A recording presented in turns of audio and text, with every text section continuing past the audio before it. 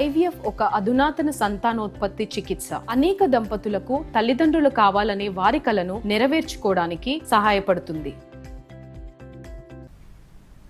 Siddipet MLA Harish రావుకు సవాల్ చేశారు కాంగ్రెస్ నేత మైనంపల్లి హనుమంతరావు.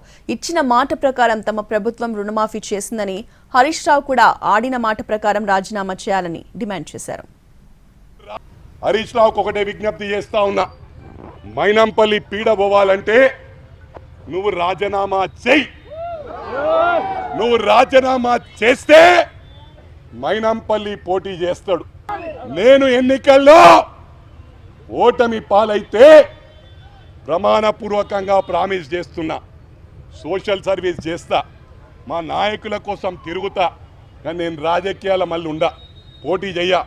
దండం పెడుతున్నా అన్న, నా పీడ నీకు పోవాలంటే నువ్వు డేర్ చేసి ముందుకు రా. నీకు పూర్తి కాన్ఫిడెంట్ ఉంది కదా, ఎంతో సర్వీస్ చేసినావు కదా, రిక్వెస్ట్ చేస్తున్నా, ఈ రాష్ట్రంలో రాజకీయాల్లో మైనంపల్లి అన్న, హరీష్ రావు అన్న ఇద్దరే ఉండాలి, ఇద్దరిలో ఒక్కడు ఉండాలి. సిద్దిపేటలో కాంగ్రెస్ బీఆర్ఎస్ లు పోటాపోటీ సభల నిర్వహణ టెన్షన్ పెట్టింది. ఒకవైపు ఎమ్మెల్యే క్యాంపు కార్యాలయంలో రైతు రుణమాఫీపై బీఆర్ఎస్ రైతు బంధు సమావేశం పెట్టింది. మరోవైపు కాంగ్రెస్ కార్యకర్తల సభ నిర్వహించింది. ఈ సభ కోసం పొన్నాల నుంచి బ్లాక్ ఆఫీస్ చౌరస్తా, కోమట్ చెరువు మీదుగా పాత బస్టాండ్ వరకు ర్యాలీ చేశారు కాంగ్రెస్ నేతలు. ఆ తర్వాత కాంగ్రెస్ కార్యకర్తల సభలో మైనంపల్లి ప్రసంగించారు.